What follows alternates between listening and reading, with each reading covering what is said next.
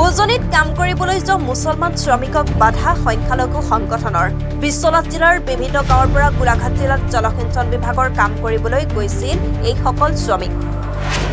ৰাতিপুৱাই সংখ্যালঘু নেতাৰ নেতৃত্বত প্ৰদান কৰা হ'ল বাধা।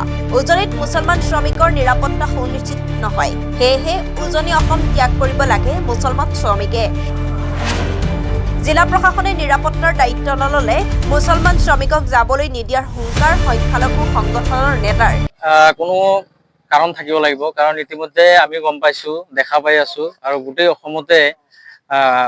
অসমৰ মানুহ গম পাই আছে। উজনি অসমত আমাৰ সংখ্যালঘু যিসকল মিয়া শ্ৰমিক আছে তেওঁলোকে বৰ্তমান নিৰাপত্তাহীনতাত ভুগি আছে। প্ৰথম কথা, সেইকাৰণে আজি এওঁলোক যাবলৈ ওলাইছে। আমি প্ৰত্যক্ষভাৱে বাধা প্ৰদান কৰিছো যে তাত আমাৰ শ্ৰমিকসকল কোনো কাৰণতেই চিকিউৰ নহয়, তেওঁলোকৰ নিৰাপত্তাৰ প্ৰশ্ন আহি পৰিছে।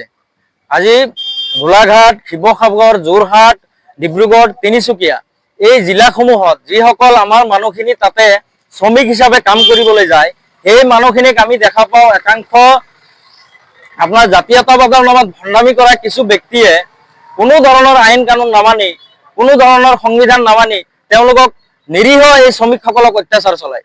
যাৰ কাৰণে আমি সিদ্ধান্ত লৈছো কোনো মানুহ, কোনো আমাৰ মিয়া শ্ৰমিকক আমি উজনিলৈ যাবলৈ নিদিওঁ। পৰিৱেশ পৰিস্থিতি তাৰ ভাল নহয়, স্বাভাৱিক হওক, পৰৱৰ্তী সময়ত আমি চিন্তা কৰিম। এই ক্ষেত্ৰত আচলতে মুখ্যমন্ত্ৰীৰ পৰা আমি স্পষ্টীকৰণ বিচাৰিছো। মুখ্যমন্ত্ৰী মহোদয়ে স্পষ্টীকৰণ দিব লাগিব। সেই যিসমূহ জিলাত কাম কৰিবলৈ যাব, সেই কাম কৰা জিলাসমূহৰ ডিচি যিহেতু প্ৰশাসনিক মুৰব্বী, তেখেতে নিৰ্দেশনা দিব লাগিব। তেখেতসকলে নিৰ্দেশনা দিব লাগিব যে কোনো শ্ৰমিকক অত্যাচাৰ চলালে তাৰ দায়িত্ব সেই জিলা প্ৰশাসনে ল'ব। কিন্তু এতিয়ালৈকে কোনো ধৰণৰ তেনেকুৱা ব্যৱস্থা উজনি অসমৰ এই জিলাসমূহৰ প্ৰশাসনে লোৱা নাই। গতিকে আমি আমাৰ শ্ৰমিকসকলক কোনো কাৰণতে যাব নিদিওঁ।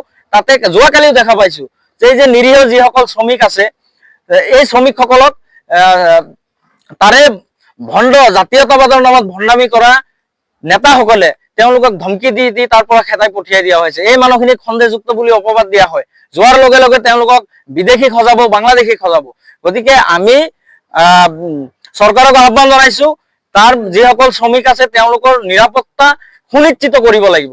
যদি কৰিব নোৱাৰে তেন্তে আমি কোনো কাৰণতে আমাৰ শ্ৰমিকসকলক তালৈ আমি যাবলৈ নিদিওঁ। এই কথাটো আমি স্পষ্ট কৰি দিছো। আৰু তাৰ লগতে আৰু এটা কথা, যোৱাকালি দেখা পাইছো চিতু বৰুৱা নামৰ যিগৰাকী জাতীয় সংগ্ৰামী নেতা, সংগ্ৰামী সংগঠনৰ যিগৰাকী নেতা, তেওঁ অপেন মুকলিভাৱে সেই মানুহখিনিক ভাবুকি দি আছে।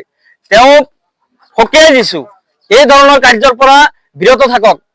সংবিধান উলংঘা কৰি যি মব ভায়োলেন্স আপুনি তাতে সৃষ্টি কৰিছে, এই ধৰণৰ কাৰ্যৰ পৰা বিৰত থাকিব লাগে। প্ৰশাসনক আহ্বান জনাইছো, উজনিৰ প্ৰশাসনক আহ্বান জনাইছো, এইসকলৰ ওপৰত আপোনালোকে কিয় ব্যৱস্থা লোৱা নাই? এতিয়ালৈকে কিয় ব্যৱস্থা লোৱা নাই? সেইসকলক দায়িত্ব দিছে নেকি যে বিদেশী, বাংলাদেশী সন্দেহযুক্ত নাগৰিক তাৰ পৰা খেদি পঠিয়াই দিবলৈ? তেওঁলোকক কোনে অধিকাৰ দিলে সেই নিৰীহ মানুহখিনিক অত্যাচাৰ চলাবলৈ? গতিকে তেওঁলোকৰ ওপৰত অতি শীঘ্ৰেই প্ৰশাসনে আৰু চৰকাৰে ব্যৱস্থা ল'ব লাগিব। তেওঁলোকে অত্যাধিক উদ্ভণ্ডালি তাতে আৰম্ভ কৰিছে। নিৰীহ এই খাটি খোৱা শ্ৰমিকখিনিৰ ওপৰত তেওঁলোকে গুণ্ডাগিৰি চলাই আছে। এই ধৰণৰ গুণ্ডাগিৰি আমি কোনো কাৰণতে মানি নলওঁ। আৰু আমাৰ শ্ৰমিকসকলক আহ্বান জনাইছো, যিসকলে এতিয়া উজনি অসমত কাম কৰি আছে তেওঁলোক অতি শীঘ্ৰেই নিজ নিজ গৃহলৈ উভতি আহিব লাগে। তেওঁলোকক আহ্বান জনাইছো, কাম কৰাৰ বহুত জেগা আছে, সেই জেগাসমূহত যাওক।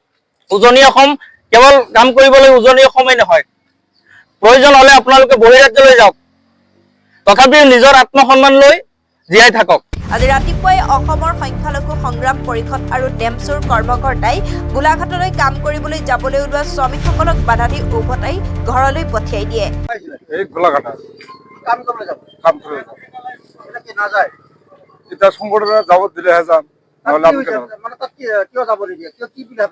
তাত বোলে কিবা গণ্ডগোল হৈ আছে, দেশৰ মাৰপিট হৈ আছে, সেইকাৰণে যাবলৈ নিদিয়ে ন। আপোনাক নাযায়, এতিয়া নাযাওঁ আৰু। এগ্ৰিকালচাৰ ডিপাৰ্টমেণ্টত এডুকেশ্যন সৰকাৰি কাম, চৰকাৰী কাম, ঠিকাদাৰৰ কাম চৰকাৰী কাম। মালিক ঠিকাদাৰ কোন? এমপি আগৰৱালা। এমপি আগৰৱালা। এতিয়া তোমালোক যাবলৈ বাধা দিছে? এতিয়া বাধা দিছে সংগঠনে। কিয় বাধা দিছে? এতিয়া মানে তাত হাল্লা হোল্লা চলি আছে, সেইটো কাৰণে বাধা দিছে। উজনি অসমত যাব মানা কৰি আছে, সেইটো কাৰণে।